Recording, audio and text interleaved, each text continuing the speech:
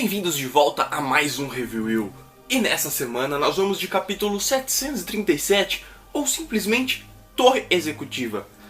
Antes de a gente começar o capítulo, há algum tempinho atrás, eu tinha feito aqui a propaganda do grupo, né, de Queremos Berserker no Brasil, e finalmente a gente conseguiu uma resposta da Panini, uma resposta que não era uma resposta automática, e eu acho que dessa vez vai, pessoal. Então, se vocês ainda quiserem ajudar, ainda quiserem ter mais informações sobre isso, por favor, entrem no grupo. Vou colocar aqui de novo na descrição, como a gente está colocando toda semana, mas toda ajuda é bem-vinda, né? E quem sabe a gente consegue de vez trazer esse mangá de volta para o Brasil em formato decente.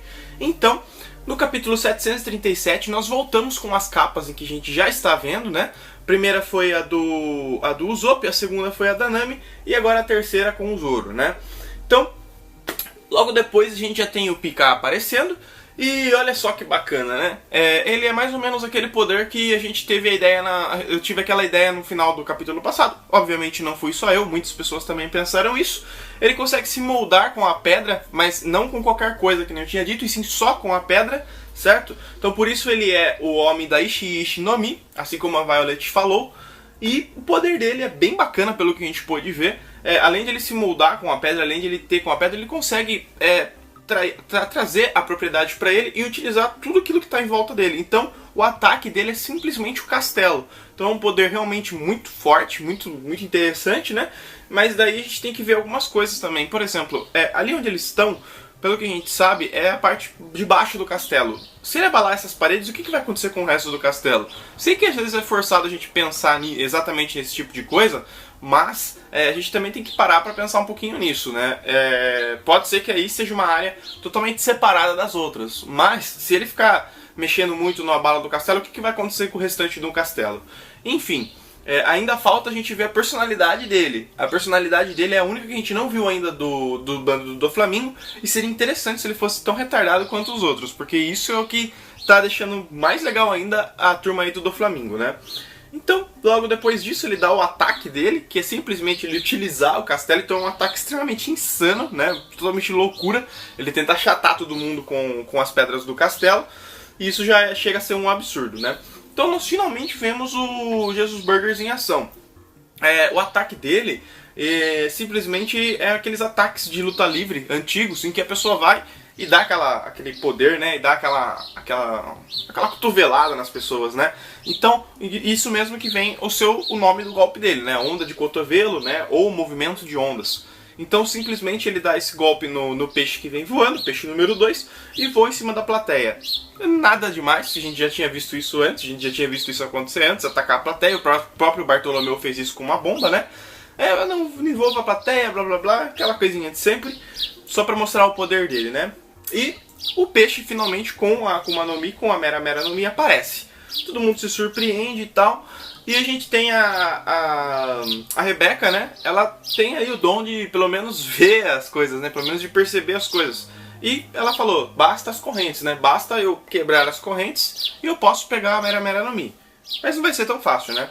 Então logo depois do peixe vir com tudo, o Sabo, vou sempre chamar ele de Sabo. O Sabo pula em cima do peixe, né? E o Diamond tenta parar ele lá com aquele seu poder estranho, né? E o Sabo simplesmente quebra o negócio. A gente pode ver a surpresa do Diamond, porque o interessante é que aí a gente já percebe que ele não é um qualquer. Ele não é um personagem qualquer. Um personagem qualquer fala, puxa, você quebrou minha espada e tal. Mas ali, nessa cena, ele já percebeu que o Luffy não é o Luffy, que o Lucy não é o Luffy. Ele já viu pelo estilo de luta que não é o Luffy, né? Então, novamente o Jesus vai dar o golpe do elbow dele, né? Quando ele vai dar o golpe do elbow dele, a Rebeca já pula atrás do Bartolomeu, né? Caso ele já tá com os dedinhos lá pra fazer a barreira, então ela não levaria o golpe, né? Então pelo menos isso, pelo menos ela é inteligente, né? Então, a Dragon Claws, que o Sabo usa, um golpe que o Sabo usa, ele pega de frente o golpe e consegue parar o golpe de frente. Até o Diamond fala, né, você vai encarar isso de frente, né? E ele encara de frente, dá uma porrada e quebra. Então assim, no momento que tem dois choques, no momento que tem um choque gigante entre duas pessoas, e uma dessas pessoas consegue quebrar a armadura de outra, para mim, o Sabo foi incrível ali, cara. Ele simplesmente conseguiu parar o Jesus Burgers. Até agora a gente não conhecia o poder de Jesus Burgers, mas conhecia sua fama. Ele é poderoso, a gente sabe disso. Ele jogou uma casa em cima do Ace. Então ele não é um cara qualquer. E Dragon Claws, né? As garras do dragão. Vamos pensar um pouquinho nesse golpe. De onde que pode vir este nome, né? Dragon Claws, beleza, ele tem lá a forma, ele ataca fazendo uma garra com as mãos e tal. Mas a gente tem que partir do seguinte. O Sabo, ele é um revolucionário. Com quem que ele treinou desde pequeno? A gente sabe que o Dragon, pelas imagens antigas do flashback, a gente pode presumir que o Dragon encontrou ele quando era pequeno. Será que ele treinou exatamente com o Dragon? Né? Então o Dragon pode ter ensinado esse golpe para ele. Isso seria muito interessante, o Sabo ter sido tutorado diretamente pelo Dragon, né?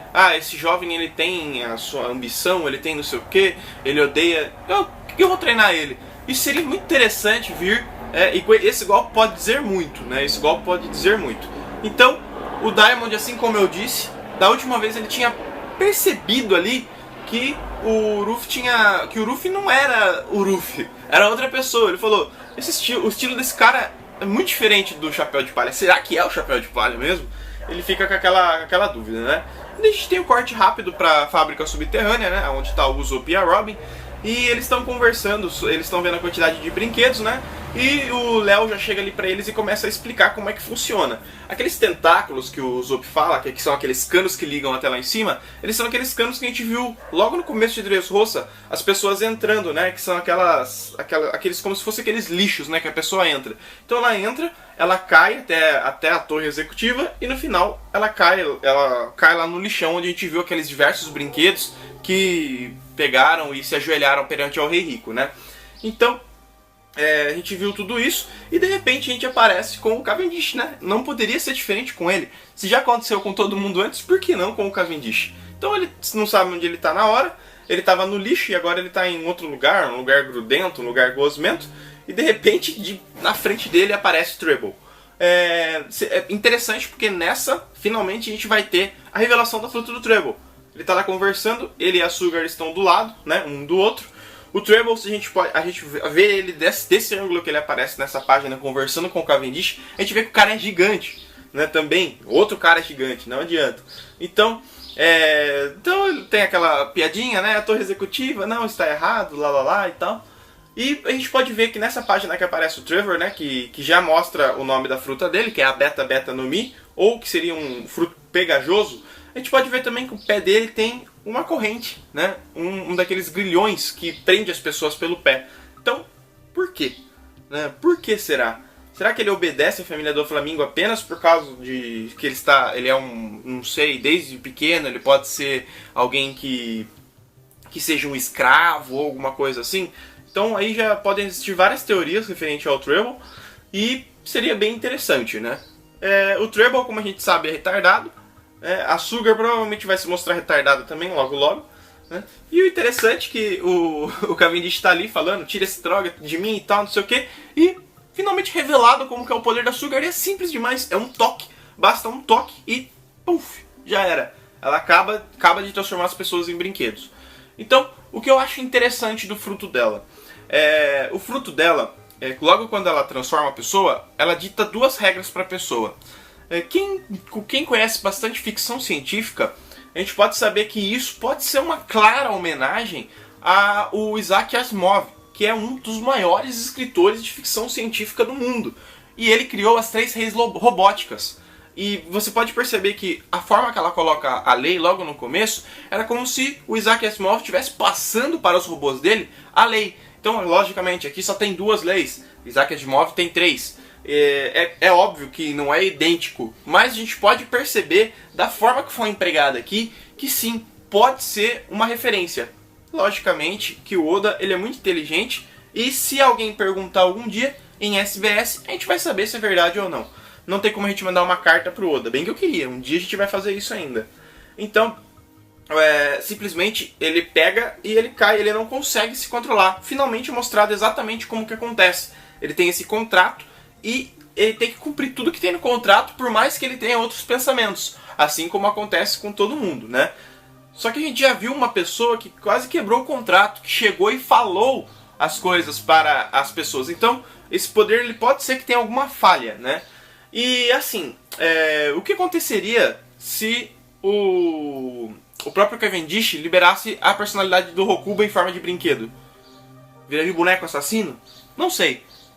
O que a gente pode pensar é o seguinte: ele tá nessa personalidade, ele está cumprindo um contrato.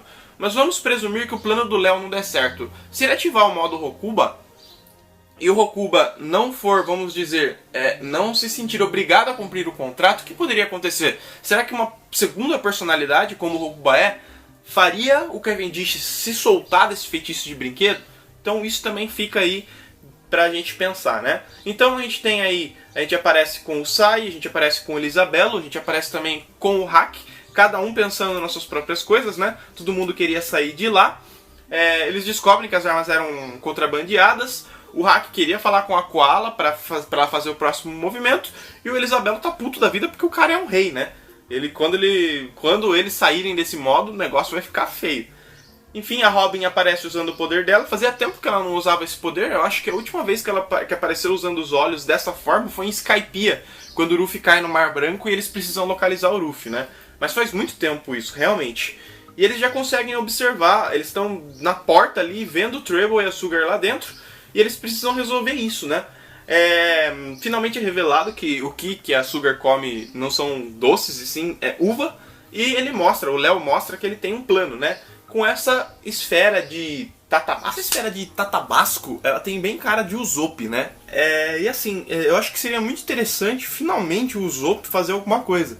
Porque, sinceramente, eu tava gostando tanto do Zoro, do Usopp pós-time skip corajoso, se metia na frente das coisas, colocava, né, tudo aquilo que eu já falei em outros capítulos, e eu acho que tá na hora dele ficar assim mesmo, né? Não que o Usopp covarde seja ruim, mas a partir do momento que o Oda me mostrou um personagem novo, que era esse Usopp mais corajoso, e ele retroceder com isso, provavelmente ele teve críticas de fãs ou críticas de próprios editores que não gostaram disso, e ele se viu obrigado a voltar ao Usopp daquela forma antiga. Infelizmente eu não gostei desse tipo de atitude e espero que ele volte, né, ele coloque o Usopp corajoso de novo, né?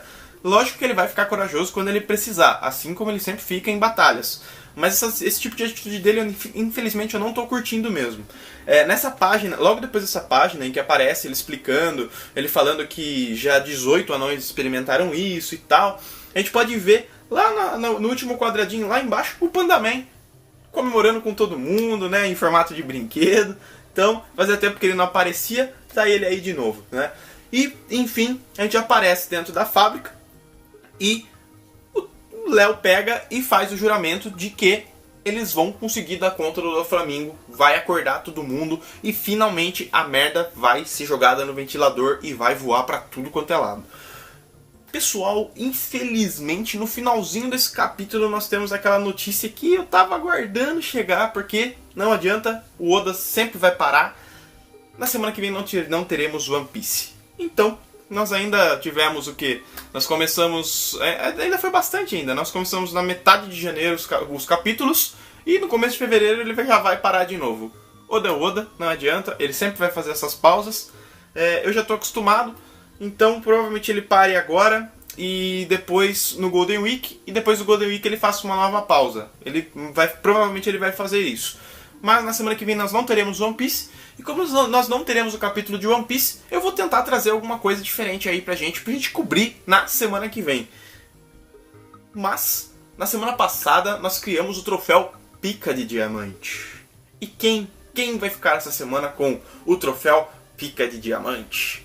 Não tem como, né? Depois daquele golpe, depois de fazer tudo aquilo, aquele hype que ele deu nos spoilers do capítulo, tem que ir para o Sabo essa semana. E o troféu Pica de Diamante dessa semana fica com o Sabo. E é isso, galera. Hoje é isso. Na semana que vem, podemos ou não podemos nos ver, não posso prometer nada, mas se não for assim, até o capítulo 738. Valeu, galera!